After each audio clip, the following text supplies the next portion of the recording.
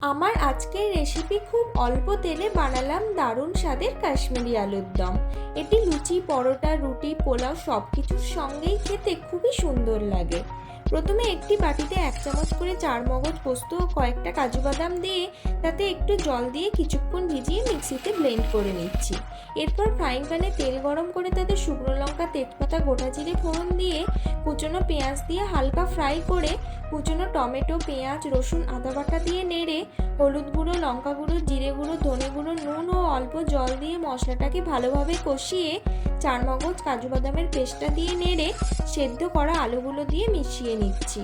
এখানে আমি কম তেলে করছি বলে আলুগুলো আর ভাজলাম না।